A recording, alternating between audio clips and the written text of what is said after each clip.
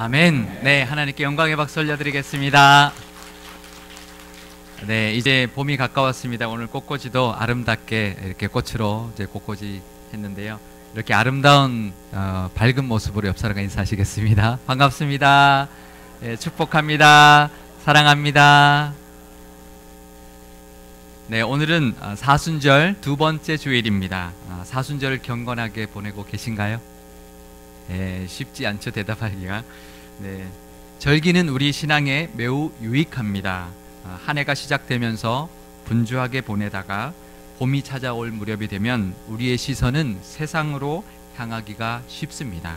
하지만 사순절은 먼저 하나님의 은혜를 돌아보면서 봄을 시작하게 해줍니다. 만물이 다시 되살아나고 새순이 돋는 이 계절에 죽어있던 우리를 살리시고 새 생명을 주신 십자가를 묵상하는 이 사순절을 통하여 가라앉아 있던 우리의 영혼도 다시 일으켜 세우는 저와 여러분 되시기를 축복합니다. 네, 오늘 본문의 말씀 시편 78편은 아삽의 마스길이라는 설명이 첫머리에 붙어 있습니다. 마스길은 깨닫다, 생각하다라는 뜻을 가진 단어여서요, 교훈의 시라고 부릅니다. 이 시편이 지어진 시기는 학자들마다 견해가 좀 다르긴 하지만 9절에서 에브라임 자손의 전쟁에서의 그 패배를 말하고 있는 걸로 봐서 북이스라엘의 멸망 이후에 남유다에서 쓰여진 것으로 보고 있습니다. 왜냐하면 에브라임은 북이스라엘을 대표하는 지파였고요, 북이스라엘의 수도였던 사마리아 지역에 거주했던 지파였던 그 에브라임의 패배는 결국 북이스라엘의 멸망을 뜻하는 것이고, 이 북이스라엘의 멸망을 교훈 삼아서 남유다 사람들에게 교훈하고 있는 시라고 볼 수 있습니다. 그러면서 이 시편 기자는 출애굽 당시의 이야기를 하고 있습니다. 애굽에서 하나님은 열 재앙을 통하여 기적을 베풀어 주셔서 이스라엘 백성들을 출애굽시켜 주셨고요, 홍해를 갈라 주셔서 바다를 무사히 건너게 해 주셨습니다. 그리고 낮에는 구름기둥, 밤에는 불기둥으로 인도해 주셨고, 물과 먹을거리가 없는 광야에서 40년 동안 반석에서 물을 내시기도 하셨고, 만나와 메추라기로 먹여주셨던 은혜를 이야기하고 있습니다. 그런데 이 엄청난 경험을 하면서 광야를 지났던 이스라엘 백성들의 모습을 이 시편 기자는 이러함에도 여전히라는 모습으로 표현해주고 있습니다. 시편 78편 32절 말씀을 우리 함께 읽어보겠습니다. 이러함에도 그들은 여전히 범죄하여 그의 기이한 일들을 믿지 아니하였으므로. 이스라엘 백성들은 400여 년 동안 애굽에서 노예 생활을 했습니다. 종살이를 했는데요, 하나님이 그 종살이를 400년의 종살이를 끝내주셨고, 애굽에서 나와 조상들에게 약속했던 약속의 땅 가나안 땅으로 드디어 떠날 수 있게 해주셨습니다. 바다를 갈라주셨고요, 만나와 메추라기도 내려주셨고, 반석에서 물이 터져 나오는 기적도 경험하게 해주셨습니다. 그런데 조상들은 한 번도 보지 못했던 그 기적들을 눈으로 직접 보았음에도 그들은 여전히 하나님을 믿지 않았다라고 말하고 있습니다. 어떻게 그럴 수 있을까요? 이런 기적은 평생에 한 가지라도 한 번 있을까 말까 한 것인데, 몇 달 사이에 이 엄청난 기적들을 하나님께서 베풀어 주셨는데 그 능력의 하나님을 믿지 않았다는 것입니다. 그래서 시편 기자는 이러함에도 여전히 범죄하였다고 표현하고 있습니다. 그런데 그 불신의 결과가 무엇이었을까요? 시편 78편 33절 말씀을 제가 읽어드리겠습니다. 하나님이 그들의 날들을 헛되이 보내게 하시며 그들의 햇수를 두려움으로 보내게 하셨도다. 그 결과는 그들의 날들이 헛되었다는 것입니다. 그들이 사는 날 동안에 두려움으로 보냈다는 것입니다.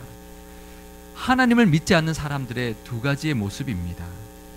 헛되고요, 늘 두려움에 쌓여 있습니다. 아무리 열심히 살아도요, 헛되고 헛된 인생이고요, 늘 두려워하며 살아갑니다. 그런데 믿는 우리들에게도 사실 마찬가지일 때가 있습니다. 하나님의 은혜를 주셨어도 여전히 하나님을 의지하지 않고 살아가다 보면 사는 게 늘 허무하고 두려울 때가 있습니다. 혹시 지금 어딘가 모르게 허전하고 허무하고 두려운 것이 있으십니까? 하나님을 의지하시기를 바랍니다. 그러다가 하나님께서 힘든 일을 그 인생 가운데 허락하시면 그때 하나님을 찾아갑니다. 시편 78편 34절과 35절 말씀을 우리 함께 읽어보겠습니다. 하나님이 그들을 죽이실 때에 그들이 그에게 구하며 돌이켜 하나님을 간절히 찾았고 하나님이 그들의 반석이시며 지존하신 하나님이 그들의 구속자이심을 기억하였도다. 그렇게 위기가 왔을 때 비로소 하나님을 간절히 찾았고요. 하나님이 우리의 반석이십니다. 하나님이 우리를 이 어려움에서 구원하실 구원자이십니다라고 비로소 그 하나님을 기억해냈다는 것입니다. 신앙의 모습을 재밌게 표현하는 말 중에 소방차 신앙이라는 말이 있습니다. 무슨 뜻일까요? 소방차처럼 요란하게 신앙생활 하는 사람들을 가리키는 걸까요? 아닙니다. 소방차 신앙은 불나면 소방차 부르듯이 무슨 일이 생겨야 하나님을 찾는 신앙인을 말한다고 합니다. 그때는 정말 간절히 찾습니다. 왜 그럴까요? 불났으니까. 얼마나 간절하겠습니까? 그런데 그 문제가 해결되고 나면 바로 옛 모습으로 돌아가 버립니다. 그러면 신앙이 맨날 그 자리인 것이죠. 하나님 왜 그 문제를 주셨을까요? 그 문제를 통해서 더 성장하고 하나님께 가까이 오라고 주셨는데 그 문제만 해결받고 끝나니까 맨날 그 신앙이 그 자리인 것입니다.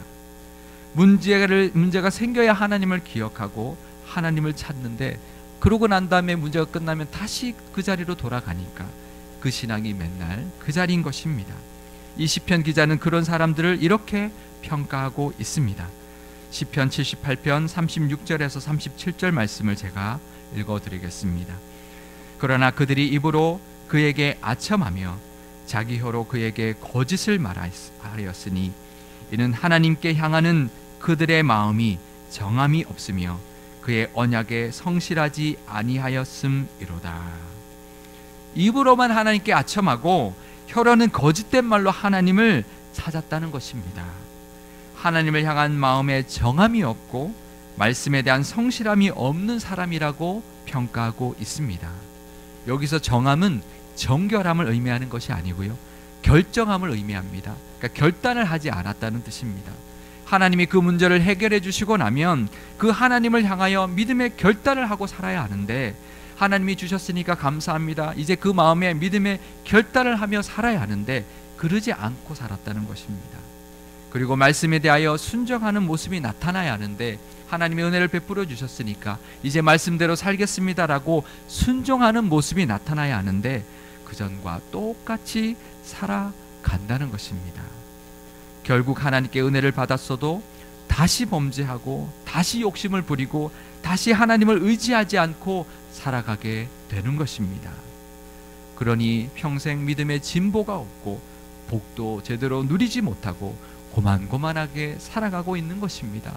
하나님을 믿으면서도 세상 사람처럼 두려워하고 허무하게 살아가고 있는 것입니다. 왜 그럴까요? 그 믿음이 고만고만한 믿음이기 때문에 그렇습니다. 그 믿음이 그때그때뿐인 믿음으로 살아가고 있기 때문입니다. 그런데요, 정도 차이이지 누구나 다 이런 모습으로 살아갑니다. 그렇지 않습니까? 어느 누가 나는 그렇지 않다라고 장담할 수 있겠습니까? 그런데 우리에게는 이러함에도 여전히라는 우리의 모습만, 우리의 모습만 있는 것이 아닙니다. 우리에게는 이러함에도 여전히 베풀어 주시는 하나님의 은혜가 있습니다.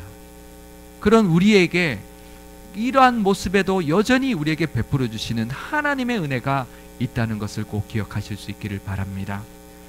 우리가 아무리 부족하고 하나님을 불신하고 하나님의 말씀대로 살아가고 있지 못하고 있다고 해도, 넘어지고 일어났다가 또다시 넘어지더라도 우리는 하나님의 이러함에도 여전히 베풀어 주시는 은혜가 있다는 것을 기억하시고 그 은혜 때문에 이만큼 살고 있다는 것을 기억하시고 하나님께 감사할 수 있기를 바랍니다. 시편 78편 38절 말씀을 우리 함께 읽어보겠습니다. 오직 하나님은 긍휼하심으로 죄악을 덮어주시어 멸망시키지 아니하시고 그의 진노를 여러 번 돌이키시며 그의 모든 분을 다 쏟아내지 아니하셨으니. 여기서 오직이라는 단어는 사실 그러나라고 번역해야 더 정확합니다. 우리는 비록 그런 믿음의 모습으로 살아가고 있을지라도 그러나 하나님의 긍휼하심 때문에 우리가 이만큼 살고 있는 것입니다. 우리를 불쌍히 여기시고 긍휼히 여겨주시기 때문에 우리가 여기 앉아 있는 것입니다. 오래 참으시고 덮어주시는 그 하나님의 긍휼 때문에 우리는 지금도 이렇게 평안하게 살아가고 있습니다. 그 은혜를 누리고 있으면 우리는 세상 사람들처럼 헛되고 두렵지 않을 수 있습니다. 그 하나님의 은혜를 깨달으면 우리는 더 이상 두려움 없이 평안할 수 있고요. 헛되지 않는 의미 있는 인생을 살아갈 수 있게 됩니다. 이 사순절에 그 은혜를 깨달을 수 있기를 바랍니다. 이 하나님의 이러함에도 여전히 베풀어 주시는 은혜를 기억하고 누릴 수 있기를 축복합니다. 그러면 왜 하나님은 우리에게 이런 긍휼을 베풀어 주실까요? 우리가 이뻐서 그럴까요? 우리가 잘해서 그럴까요? 아닙니다.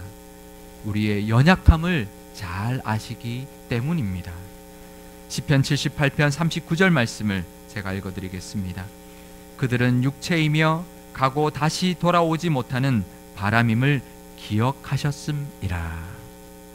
우리가 유한한 육체를 가진 연약한 존재라는 것을 하나님께서는 너무나 잘 아시기 때문이라는 것입니다.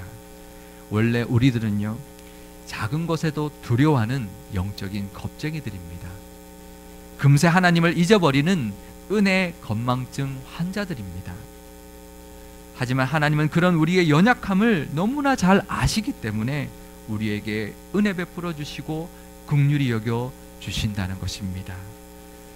저희 부부에게는 두 딸을 키워오면서 훈육할 때 가지고 있었던 몇 가지 기준이 있었습니다.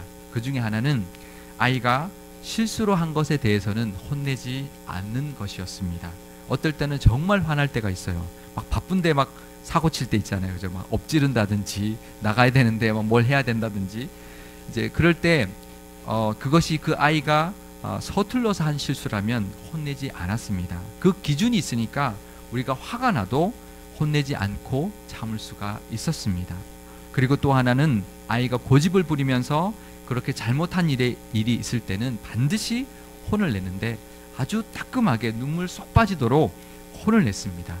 그런데 혼내다가도 아이가 잘못했다고 하면 바로 안아주었습니다.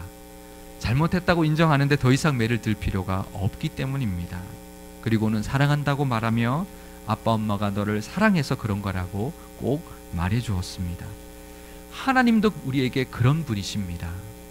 우리가 영적으로 서툴 때도 있습니다.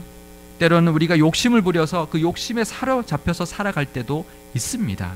하지만 하나님은 그런 우리의 연약함을 다 아십니다. 그리고 한없는 긍휼을 베풀어 주시는 분이십니다.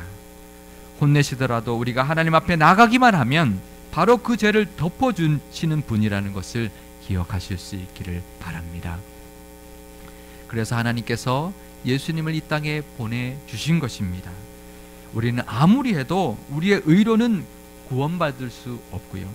우리는 또다시 하나님께 죄를 지을 수밖에 없는 연약한 존재들이기 때문에 예수님을 이 땅에 보내주셨습니다. 예수님은 우리를 대신하여 우리의 죄값을 다 치루어 주셨습니다. 하나님의 긍휼은 우리의 죄를 그냥 봐주시는 것이 아닙니다. 그냥 우리의 죄를 그냥 넘어가 주시는 것이 아닙니다. 예수님의 십자가의 보혈로 우리의 죄를 덮어주셨고 예수님을 죽이심으로 우리를 살리신 긍휼이었습니다. 대가를 치른 긍휼이었고요. 예수님의 희생을 통하여 베풀어 주신 은혜였습니다. 히브리서 4장 15절 말씀을 우리 함께 읽어 보겠습니다.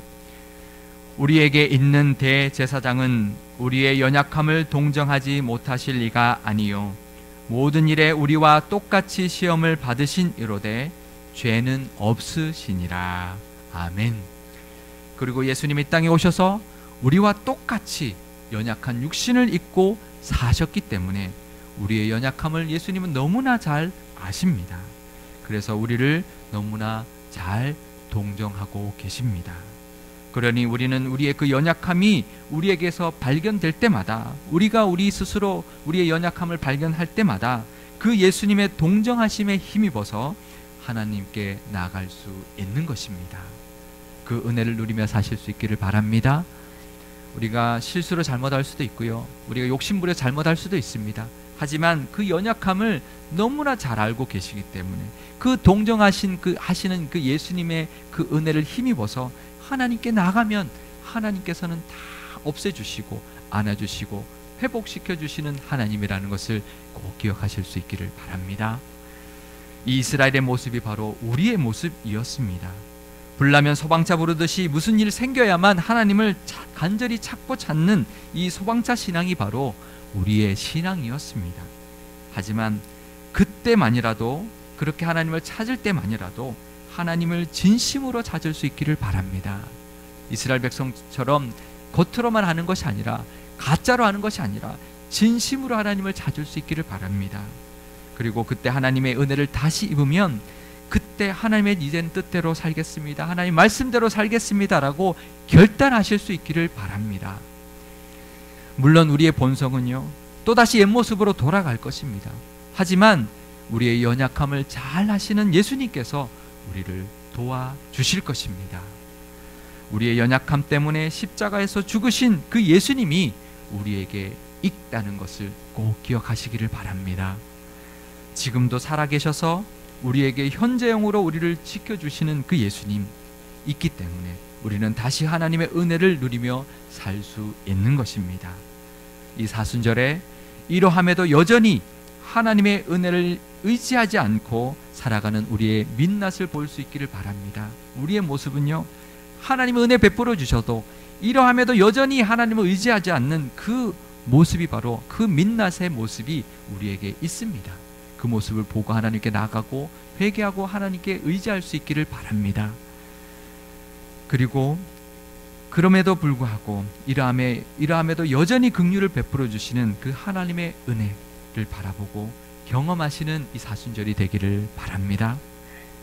그리고 이제는 우리도 서로가 이러함에도 여전히 서로의 허물을 덮어주고 하나님께 은혜를 받았으니 그 은혜를 서로 베풀며 사는 저와 여러분 되시기를 바랍니다.